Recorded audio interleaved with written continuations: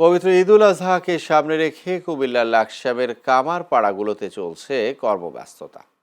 আগুনের লেলিহান শিখা আর হাতুড়ির ছন্দময় টুংটাং শব্দে মুখর হয়ে উঠেছে কামারদের কারখানা।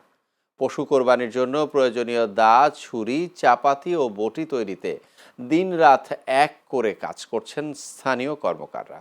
লাকসামের বিভিন্ন হাট বাজারে দেখা যায় নতুন সরঞ্জাম তৈরির পাশাপাশি পুরনো অস্ত্রে শান দিতেও ভিড় করছেন ক্রেতারা। কোরবানির সময়কে ঘিরেই সারা বছরের সবচেয়ে বড় আয় আসে কামারদের ঘরে। তাই এই মৌসুমে একটু বাড়তি আয়ের আশায় ব্যস্ত সময় পার করছেন তারা। তবে ব্যস্ততার মাঝেও দুশ্চিন্তা বাড়ছে কারিগরদের। তাদের অভিযোগ, কয়লা, লোহা ও শ্রমিকের মজুরি বেড়ে যাওয়ায় আগের মতো লাভ থাকছে না। উৎপাদন খরচ বাড়লেও সেই অনুপাতে দাম বাড়াতে পারছে না তারা।